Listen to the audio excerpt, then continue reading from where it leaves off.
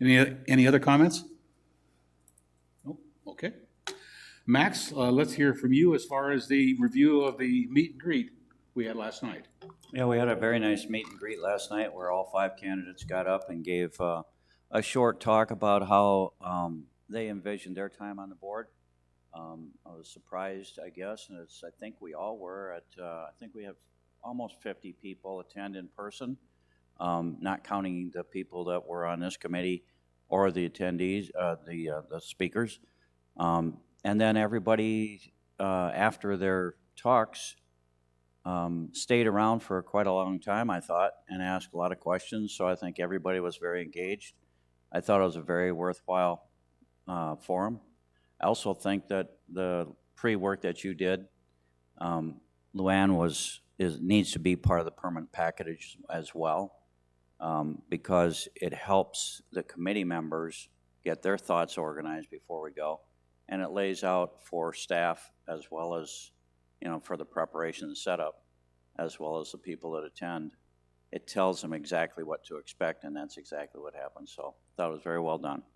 Yeah, I think we went to right at 8 o'clock last night, and I thought it was well done. So, any other comments on that? Okay. We'll have our online voting starting March 21st, and I've asked Katie to give us a little update on what happens and how that all works on the online voting. Katie? Sure, thank you. So just to touch back on the forums, we did have 245 people view the YouTube video of that first forum. So we got some additional views there, and probably 120 to 160 on average of the different individual candidate bio videos.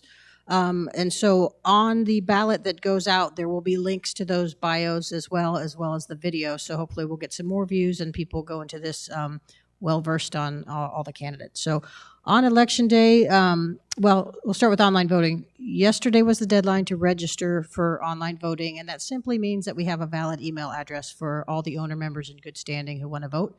So as of this morning, we're taking an export from the database of all the owner members and investors who are in good standing, and we will send those to our vendor.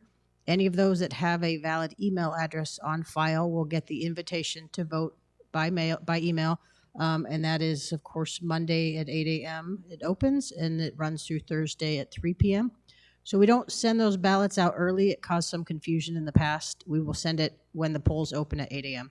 And then once the polls close, we'll take that export, re-import it back into our membership software in terms of who has voted, who has not voted. It'll have nothing on how they voted. And then on election day, we'll have a record of who voted early so they can't vote twice. And we will check them into the Data Resource Center, validate that they're in good standing, that they're owner members, and then the election committee will walk them up to a computer and help them if they need help, or just stand back and allow them to cast their vote. Okay, and I'm understanding that the on-site voting situation runs from 10 till 3. Correct. And we're asking that the committee be there at 9:30 to get any instructions that Katie might have for us, and we can kind of plan our day at that point then too. So, yeah, pretty straightforward. And if we have anyone who missed the online voting deadline, or say their email address changed, or in some cases these ballots are blocked by their spam filters. So if we have any of those cases and they get a hold of either Karen or send an email to our vote@suncitywest.com before online voting ends, we can usually get their email corrected and send them a new ballot so they can still partake in the online balloting. So we do have a mechanism to take care of any of those stragglers or problem email addresses before the online polls close. okay, and I also understand that the results of the election will be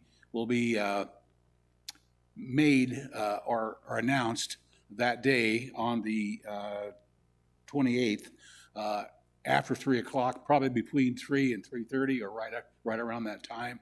And so we should know at that time the results of the election then too. Yeah, it doesn't take long to get those validated and returned, and then I'll just present you with that list. And I think it's the board secretary, Karen? Who's the one that presents those formally to the public?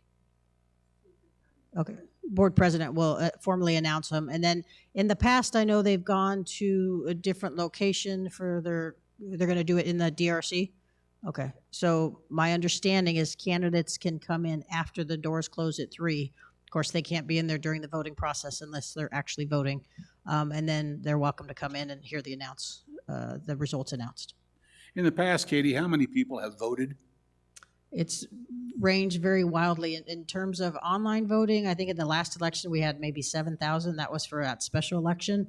An average would be maybe 3,000. And then in-person voting can range from 100 to 500. It's usually not very dramatic. Okay, that's still quite a few people and a big job too, so thank you. I have a question, Katie. You said that the ballots, because of the confusion in the past, the ballots won't go out till the day of. However, will something be sent a week or so beforehand to let folks know that it won't be coming out, and so that they know that their email address is working correctly? Because I can imagine you'll be getting calls galore if they're not already told that they won't be out until the day of. Yeah, well, we've been doing it this way for the last several years, and so, online starts Monday, so we don't have a lot of time Oh, that's to right. give them an announcement. But there's no way for us to know, even though we have their email address in our system, there's no way for us to know what their personal spam filters are like or if they're going to have a problem receiving this. So doing it in advance from our email server wouldn't do any good because the vendor uses his own email server. And so that's how we just handle those when they're pretty aware. They're all talking, their spouse may have gotten it, they may not have gotten it. Then they'll just call us or call Karen or send an email. We can get them corrected so long as it's before online voting closes. And if they miss that deadline for whatever reason, then their choice would be to vote in person. Thank you. Even though Marshall is not here today, I know that he was also talking about maybe having another meeting, and it was not for sure yet, but to talk about some of maybe some recommendations for the board or to the board from this committee, and that'll be set up sometime in the future. It's not anything that is in stone at this point at all. So, but I do want to thank Marshall, even though he's not here today, for his excellence in leadership there, and I also want to thank the committee. That it's a time-consuming thing, and I know I've thoroughly enjoyed it. I want to thank Karen. I want to thank Katie, Martin, and Johnson back there. I want to thank them and everyone that was part of the staff in making things run extremely smoothly this year. I was very pleased. Anyone else have any comments about what we've done so far this year, or anything about the online or the in-person voting? Al, if any of you working on election day get this question, or if someone gets an early ballot and has these questions, I just want to make sure we're all clear.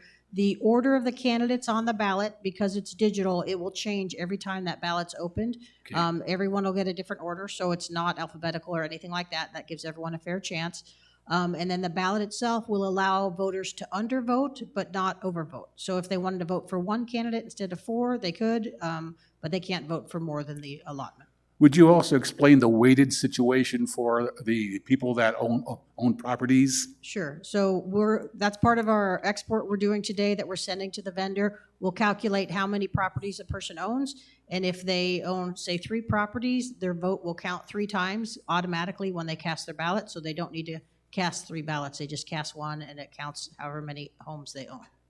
And if there is a couple that own the properties, do both of them get to vote? If they're both on the deed of both houses, yes. Okay, all right, okay. And then on election day, we will have special codes for those who are weighted to handle them. So that's part of that verification process. Okay. We'll train you on that morning. All right, okay. Anything else that has to come before this illustrious committee? No? I would entertain a motion for adjournment. Second? All those in favor say aye. Those opposed, nay. Motion passed. Meeting adjourned.